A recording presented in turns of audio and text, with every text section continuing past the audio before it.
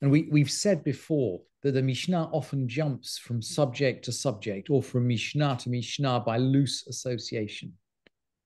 And we closed yesterday on the I think the third Mishnah of the second chapter with the idea that there is a forbidden relationship with a Netina and with a non-Jew. There are certain forbidden marital relationships. And we said, by the way, that although the tractate of Yevamot seems to be occupied with levirate marriage, what it is doing in practice is defining the boundaries and the definitions of marriage itself.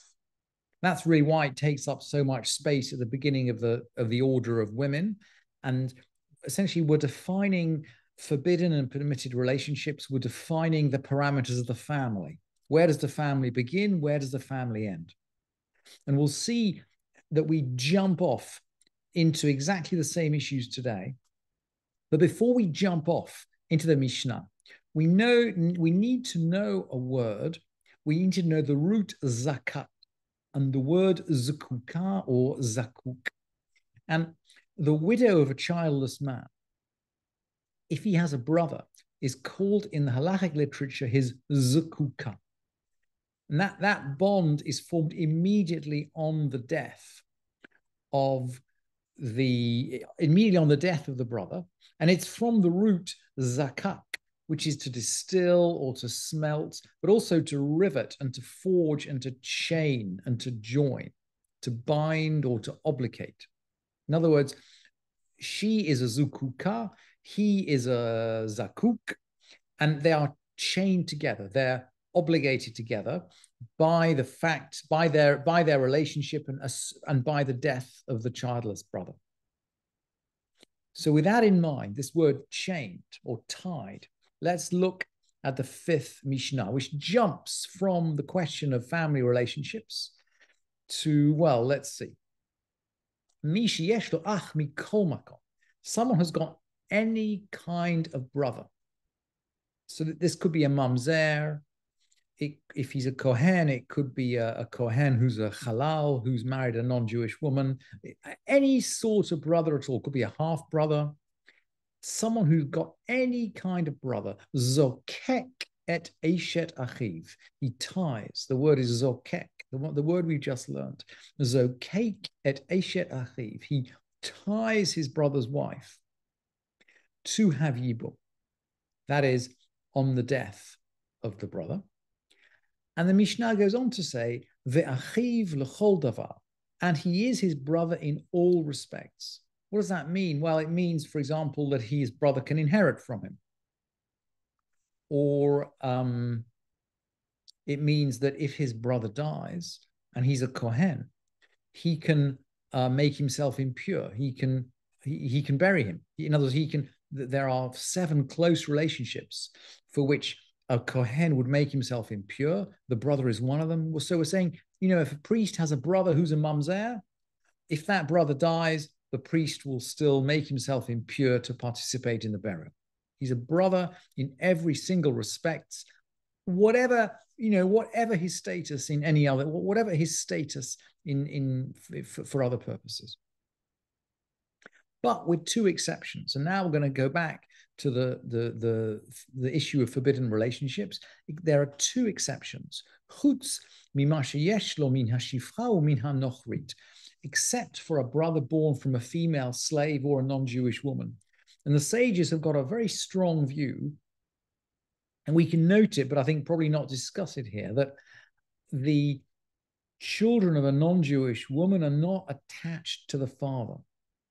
And we know that the children of a Jewish woman are considered Jewish in all respects, but somehow the children of a man who has a relationship with a non-Jewish woman, they're just not considered attached to the father in any way. And we'll see in a minute that they're not, just as much as they're not treated as brothers, they're not treated as sons. And the Mishnah goes on to say, so we can see, right, that the Mishnah is not just articulating the boundaries of yibum, of levirate marriage, but it's articulating here the boundaries of the family. Mishi yeshlo ven mikol makom, someone who has any kind of son. So it's a parallel Mishnah. The Mishnah began, Misha Yeshlo Ach Mikol Makom, someone who has any kind of brother. It now goes on, Misha Yeshlo Ven Mikol Makom, someone who has any kind of son. Poteret Eshet Aviv, Min HaYibum. He exempts his father's wife from Yibum. So this, the second half of the Mishnah, if you like, is the mirror image of the first half. The brother ties his brother's wife. The son exempts his father's wife from Ribum. But from now we're back to the mirror image. Chayav al makato al kilaltato. He's a son in all other respects. So, for example, he's liable for striking or cursing him. So we have a verse in the Parsha Mishpatim. Someone who strikes his father or mother shall be put to death. Just a couple of verses on in Mishpatim. We'll learn, this is in the book of Exodus, in Shemot. We'll come to it, I think we're reading it in the middle of February. 10th of February, we'll come to the Parsha of Mishpatim this year. Someone who curses his father or mother shall be put to death.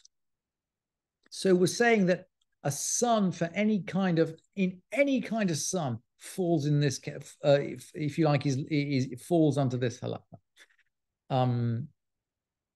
How does the Mishnah go on?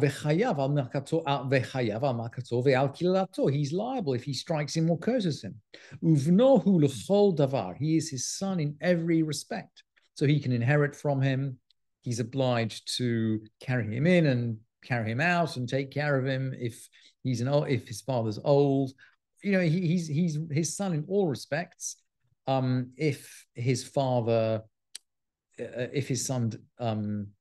If the son is a mamzer, then this still applies. But even if the son is a mamzer, if the father is a kohen, then the father would still be allowed to become impure in order to participate in his burial. In other words, he's a son for all purposes, whatever his status in other regards, but with the same exceptions. Except for the son of a female slave or a non-Jewish woman. And it's very interesting. The Gemara tries to learn this out from a verse. Very, very tangentially. I haven't brought you the verse because the drush is so obscure, you would think it just wouldn't make sense at all. But clearly the rabbis have got a very strong view here. And it is so strong that they want to attach it to a verse, even though there are no verses which you can attach to this halakha. The Mishnah then goes on. Someone betroths one of two sisters. So we've established the father, we've defined the father and the brother. What if we can't work out the identity of the wife? So someone has betrothed one of two sisters. And it's not known which of them he betrothed. We think of it as an implausible situation. Perhaps there were two sisters who looked very similar. Perhaps they covered their faces very modestly. Perhaps this is a reason not to kind of cover your face too modestly if you're just getting engaged. Perhaps he actually says to them, look, I'm happy to marry one of you. And of course, that statement, I'm happy to marry one of you, if he's talking to both of them, is sufficiently vague. I mean, if he gave them a ring, that is sufficiently vague to get them both into trouble. And the halacha is he has to give them both a get. Noten get lazor, veget lazor. In that, there's only one way out of that situation. He has to give them both a get because he cannot marry both sisters. And in fact, as soon as he can't marry two living sisters. It's absolutely forbidden. We mentioned previously, we're not quite sure how Jacob gets away with it, but certainly in halacha, in the time of the Mishnah, you couldn't marry two living sisters. So what about levirate marriage? What about yibum? Mate. Velo achechad choletz lishtehem. So let's say he dies. So he betroths one of two sisters. He can't remember which one. And then he dies the next day. Well, what are they going to do? Choletz lishtehem. The brother will perform chalitza for both of them because the brother is connected in some way to both sisters. They are both, you could say, his zukuka, or one of them is his zukuka, but he doesn't know which. The only way out is to give chalitza to both, just as the only way out of the wedding was to give a get to both. What if the dead man had two brothers? Now here we might be able to solve this problem. Hayu lo shnaim. Maybe he had two brothers, this dead person, this unfortunately forgetful dead person. He had two brothers. So the Mishnah says, Echad choletz ve'echad miyabem. One performs chalitza and the other one, well, I've translated it as the other one performs yibum. Of course, the other one doesn't have to perform yibum. The other one could easily perform chalitza too. But I think what the Mishnah is saying is, look, as soon as the first brother has performed chalitza for one of the sisters, then this connection, the connection is broken.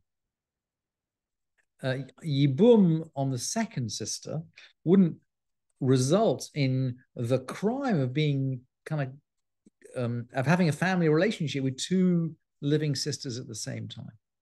So the first one, we can't do yibum on the first one because even one brother can't carry out yibum on the first one because he doesn't know which one. And he's essentially connected as a zakuk, he's connected to both of them. And because he's connected to both of them, he can't do anything. But as soon as one connection is broken by chalitza, the other one is open for either yibum or chalitza. And then the Mishnah closes, im kadmu v'chansu. So maybe the two brothers, they don't wait. They just go ahead and marry. They just go ahead and marry the two sisters. So the two brothers go ahead and marry the two sisters. And the Mishnah concludes, ein motzi'in miyadam. We don't send them away.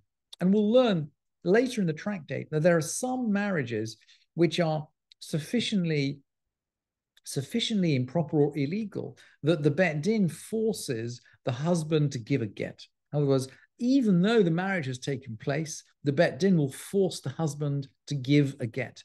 But in this case, the problem has been resolved with both sisters receiving, with both sisters going through yibum to two separate brothers. The two brothers are each connected to one sister. So there's no question of one person marrying two sisters. And so in the words of the Mishnah, ein motzi'in miyadam. We don't force them to split up.